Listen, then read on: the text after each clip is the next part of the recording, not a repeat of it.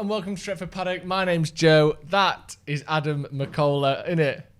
And this is the 3-point preview for Manchester United versus LASK. Do you say LASK or LASK? LASK. LASK is nice. LASK sounds colder. Like they come from a colder place. Yeah, it does. It does. Yeah, LASK has got a wintry finish to it. But we're here for the preview for the round of 16 Europa League, second leg, semi-legs. Now, I don't want to. This preview is going to be amazing. Of course, it's going to be amazing. But this game is point. This preview's more got more point to it than the game. Look at the background of this shot. We've got Stephen Howson's lower back peeking into our some shot love here. handles in this shot. Yeah. See, these are the kind of things you tune into Stretford Paddock for. Yeah, exactly. Love handles. The sort of couldn't it wait till after the video, Stephen, moments that we talk about here at Stretford Paddock. But we're going to be bringing you our preview of LASK. You've been looking into them a little bit. We're going to be looking at what may be the most rotated side of the season, or maybe not quite as much. Well, we had 8 or 9 changes for a game recently in the FA Cup, was it, or something? So maybe the same amount of changes as that. It's going to be interesting. I think it's going to be very interesting in certain positions to see who gets picked. I'm looking at Pereira, Lingard, that dynamic there, because these are both players who have sort of fighting for their place in the team at the moment. And I think it'll be interesting, to see who gets that job. I also think this is one of those games where it's interesting to see how Solskjaer values this tournament. I know that obviously we're 5-0 up after the first leg. I don't think you find out from this game, though. This game is pointless. No, but if we see the bench and it's got none of the first team, it's literally... Does it need any of them? Do you think? What is possibly going to go wrong, Joe? Okay, well, let's say what if we're... Famous last words, maybe, what if we're but 2-0 down after 20 minutes, which has happened, that's not impossible. We lost, was it 3-1 to MK Dons? With a team that's probably stronger than the one that we could maybe genuinely talking play about our whole today. under 23 side, and we'll still be going through. Yeah, even if we lose. I agree. I don't think you can take anything out of this game in regards to what Ollie's thinking about his tournament. I think what this game is a big opportunity for some players to say, actually, I should be involved in the next few stages of this tournament and maybe at United next season. The likes of Jesse Lingard, Andreas Pereira if he plays, Juan Mata. These are the kind of guys that have to be fighting for their spots. Adioni Gallo, he's still fighting for maybe a permanent move. Who knows? He's only here until January. So you're looking at all these things thinking, right, these lot have to fight for their positions. Maybe there's some young squad players, we're going to talk about Ted Mengi, Ethan Laird a little bit later, maybe they can start to say, I need to be in the squad next season. And Ollie can, rather than send them out on so you can find out where they are. Timothy Fosu, remember Mensah's coming back. What's going to happen to him? So I feel like this game is pretty much a last chance saloon for many players. Yeah. And so is the Europa League as well. But I think once we get past this round, there might be a few fringe players in the next phase. But then once we get past that, if we do, I think you'll start to see full strength again. But this game, and particularly maybe the Istanbul or Copenhagen game, is going to be a big last chance for some. You're expecting, the last chance element, certainly. You're expecting, I think, as we all are, massive changes here. Like, probably no Bruno, probably no Pogba, Martial, Rashford, or are you thinking that if I was Ollie, them on the bench? Martial, Rashford, certainly Maguire, Rashford, Lindelof, Pogba, Bruno, Matic, De Gea. The team. Don't even turn up, bro. Really? Stay at home. We've got this covered. Stay what if we need... We're not going to be 5-0 down, are we? But again, let's say we're 2-0 down after 20 minutes, which can happen in any game. So do you disagree with that? You think we should leave some of them on the bench? I'm not. This isn't my opinion. I'm just positing a question. But what is your you. opinion? My opinion is that we're going to see loads of changes. I think we'll get 1 or 2 senior players on the bench as a kind of, oh, this isn't great, put Matic on. Or maybe not Matic, because I think he desperately needs a rest. But, have one of Rashford or Martial. Probably Martial. Because you're going to say Martial. No. Have Martial on the bench. Something like that. Someone with... a bit of quality. Have Greenwood on the bench. See, I think Greenwood will be involved. Yeah. I think those kind of players may be involved in some sort of form, but I don't think they'll be starting. Rashford, Bruno, Pogba, nowhere near. And Matic, nowhere near the squad. I feel the same about Martial. Now, that'll sound weird because I think Martial was looking really fresh towards the end of the season. Yeah. Like, he was one of the few players, but you don't want to burn him out before the start of the campaign. And sometimes I think this game, particularly, having got that 5-0 deficit, and I know at the time we wouldn't have known this was to happen and this was to come, I think you just scrap this game off, bro. Yeah. Like, go lads, under 23s, and fringe players. And we should be getting through on that. We should be getting through on that. We've been getting, and when you see my team, it'll make sense. But we should be getting through without having to touch them players. Move to all those fringe players then.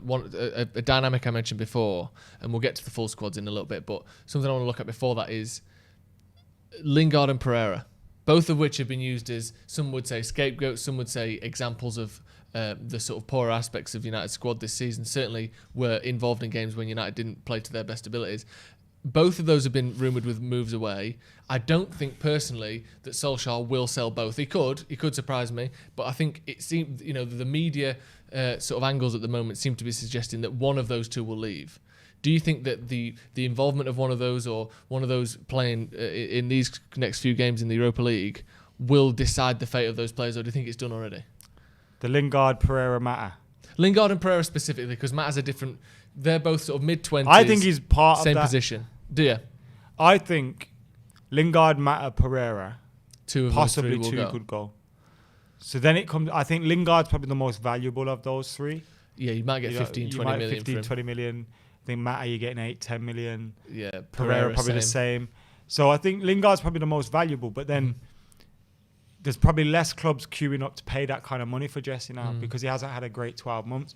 So I think if he has a good Europa, he could kind of force his way back into the squad reckoning.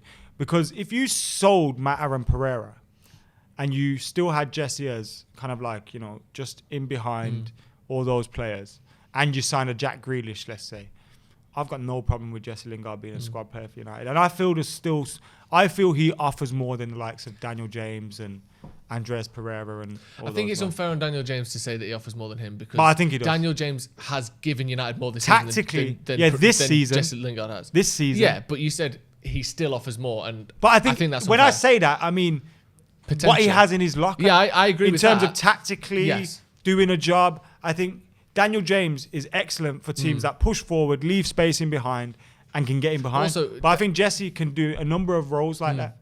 He can play that role. He can play in the 10. We've seen Jesse Lingard be better. We forget how good he was. Well, that's what I'm saying. Times. We've seen Jesse Lingard be better than Dan James has been for United, for certain. But up until I think Christmas, Dan James was our top assist. That wasn't meant to be a criticism of Daniel James. I know, I'm not, but I personally think it was. It was. But so Mata then, obviously he's in a slightly different position. He's 32, going on 33. He's in a different portion of his career to Jesse and Andreas Pereira. You think that, obviously we look at what Andreas Pereira can do. He's a bit more of a utility player than either of the other two. He doesn't necessarily stand out in any particular direction, but he can play in the 6, he can play in the 8, he can play on the right, he can play in the 10 as well. Jesse and Mata kind of play right wing or number 10, typically. Do you not think that there's a place for Juan Mata still in the squad then? I think Juan Mata will want to play football. And I think he's more than good enough. You've seen the likes of Ashley Young, Alexis Sanchez benefit from going to leagues where who's got 10 league assists this season. He's done really well, especially since the break. And I think Juan Mata will probably be thinking, you know what? He's still commercially probably a very, very valuable player. He can still probably demand, if he went, there was links to him to Fenerbahce, I think. Like if he went to Fenerbahce, he'd be one of their top earners, you'd expect. So I think there's a place where Mata could think, actually, shall I just go and do one? You know what I mean? And get first team football elsewhere. And I wouldn't begrudge him that. I wouldn't mind seeing Mata stay, but when you look at the way the team's changing, the legs that the team has, the pace, I think if you get that pace around Mata, he's amazing with the ball. But again, if you're signing Bruno, well, you've got Bruno and you've got Pogba, and you're potentially signing Grealish. Yeah. Also, you look as well, even on the right hand side, where Matt has played a lot of his games for United. You've got Dan James, who, whether you like it or not, has been ahead of them in the pecking order this season. And rightly so, I think, as a winger. You've got Mason Greenwood, who's ahead of him, ahead of both of them in the pecking order, and now we've seen the news today about Jason Sancho as well. Jason Sanchez coming in from Dortmund as well. So that Mata's going to be fourth choice as a right winger, and as you said, you've got probably Jesse in front of him at the 10. You've obviously got Bruno Fernandes in front of him as well. He's third choice in that position as well. So it's difficult for any of these players to be much more than a squad player, but you do need squad players, as we're seeing in games like this. You need these sorts of I players. love Juan Mata, though. Yeah, me too.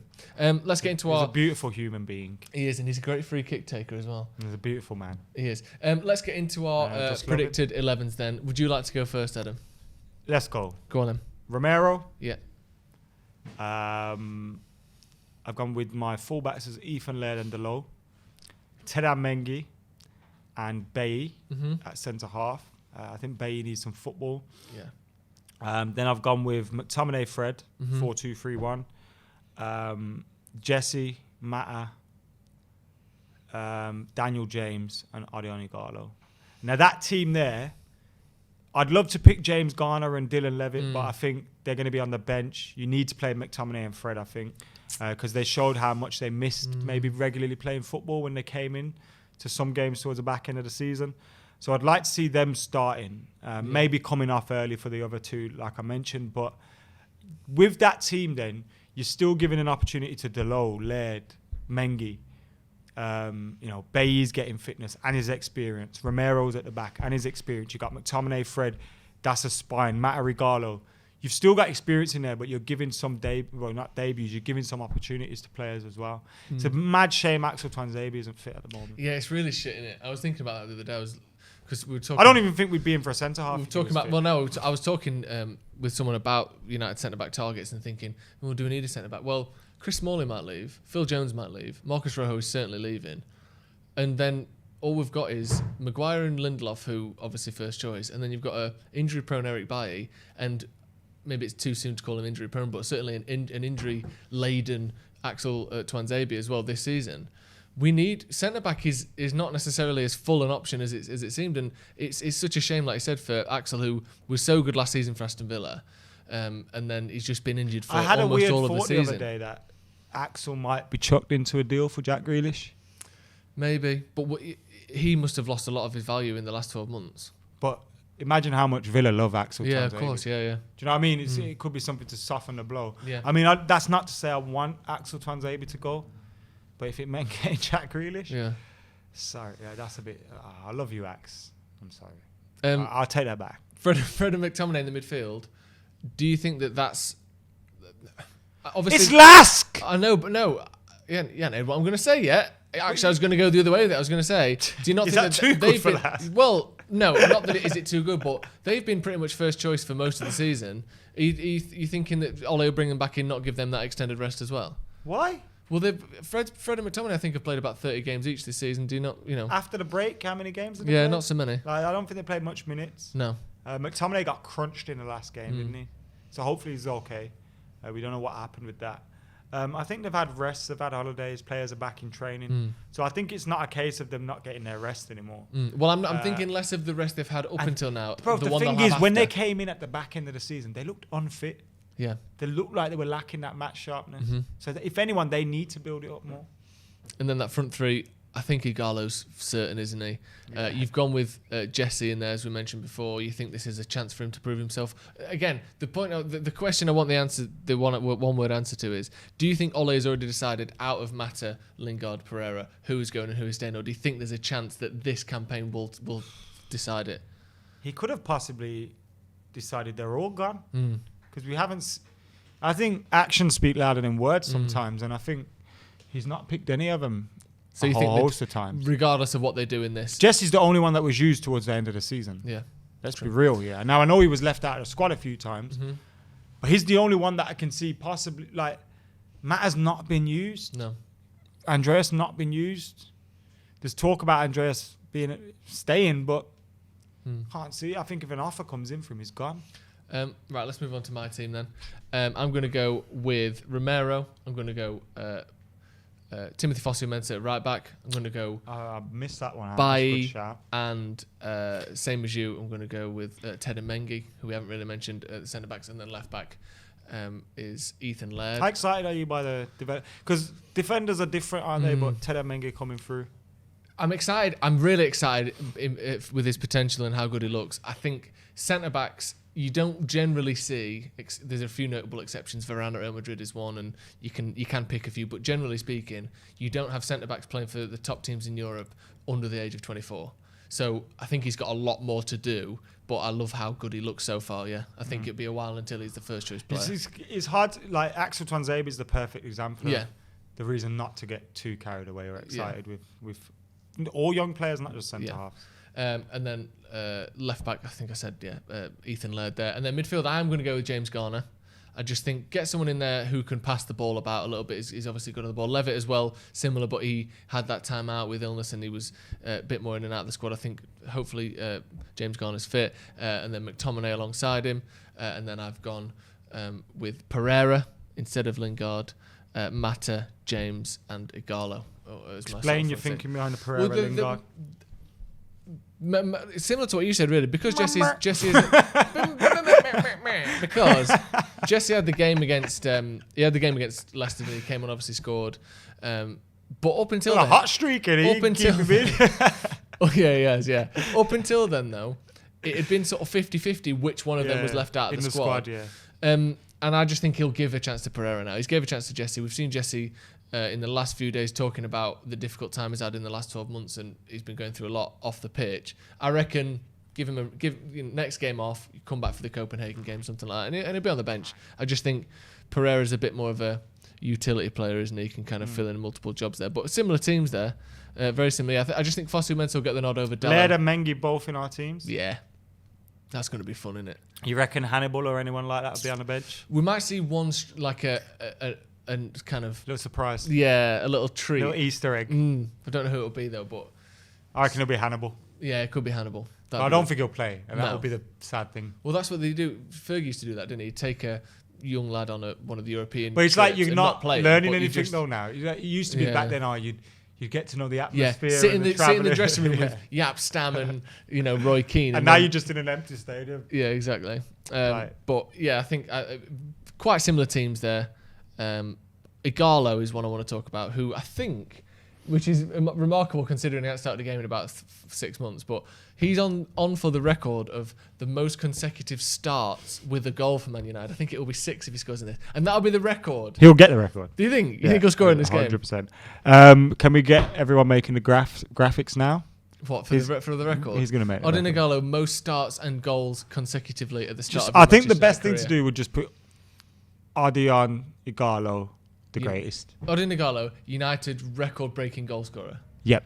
And there's nothing wrong. And with then that. make the Greenwood one as well, because that's coming too. Yeah, you might have to save it for 8 to 10 years, but you might as well. 254 goals. You know what's funny? Every summer, like last summer, like every summer that's gone by, I've made graphics for players that haven't signed. Any notable Koulibaly? Not Koulibaly, because it didn't. Sancho? We did one for Sancho last year. Bruno. We did one for Bruno last summer. But I remember we did I think, did Schneiderlin get linked with us and then not come, and then he came the following? Maybe. I think I did a Schneiderlin one at some point, Fabio Coentrao. Yeah. All sorts. Social media. A little bit about LASK then before we go. Obviously, we do have an opponent in this game. Mate, since we beat them, bruv. Since we beat them, they have played 1, 2, 3, 4, 5, 6, 7, 8, 9, 10, 11 competitive games and won 3 of those games. That's poor for a team that finds itself in Europe, isn't it? They've played 1 game in the last month, which was a friendly against Senica of Slovakia. These punks lost 2-0. Oh, don't. I feel bad for them. Don't call them punks. These punks lost 2-0. LASK fans watching fuming. Yeah, any LASK fans in the comments, we do apologise. I don't. You're not coming to Old Trafford. You can't find me. Unfortunately, there's not too much to talk about with LASK there. We've talked about they're on a bad run of form. United dispatched with them pretty comfortably in the last game. Is there any hope for LASK in this game? If you were are they winning the fixture? Yes. Of the game itself? The match, yeah. Yes. Yeah. Because of the fact that LASK fan, that would be if anyone's feeling like me, fuck this game. That's why you need to tune into the watch along, because it's literally not like you're going to be watching that game at home just like, why am I watching this friendly? Like, watch the watch along and just get madness. Have a laugh, have a few beers, get on the watch along.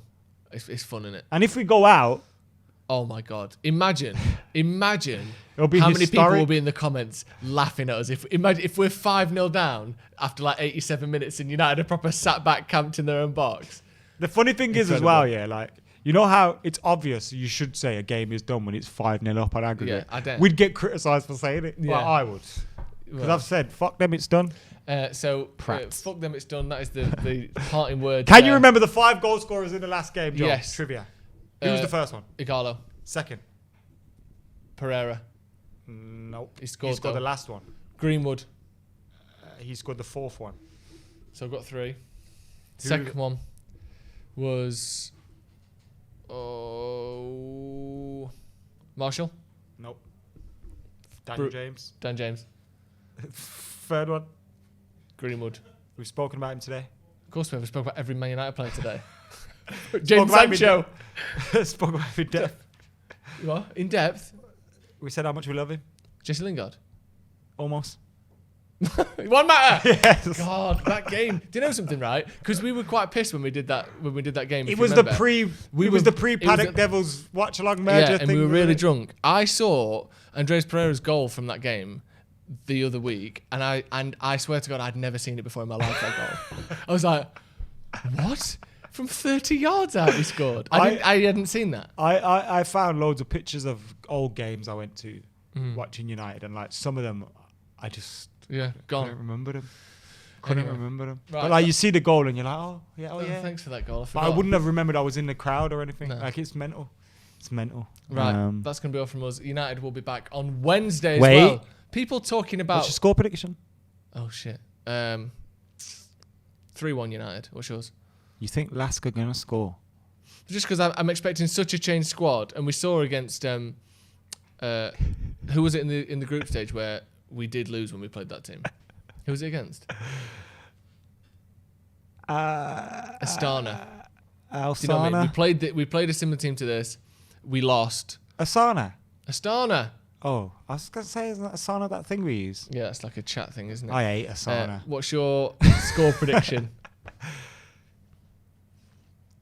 6-0. 6-0 Man United. So that will be... it's going to be 11-0 on aggregate. Then it's going to be in our new kit as well. 11-0 on the back. We're going to announce Sancho the next day. What a series of events that's going to be. Right, that's going to be all from us. And the watch-along is going to be the best watch-along of all time. In the comments, the watch-along is going to be fantastic. Because there's no nerves for the game. No nerves. We're all going to talk shit. All talk shit. And just... Some might get smashed. Someone going to smash. And Sancho's going to sign. Merry Christmas. And we're going to win the league. Europa League.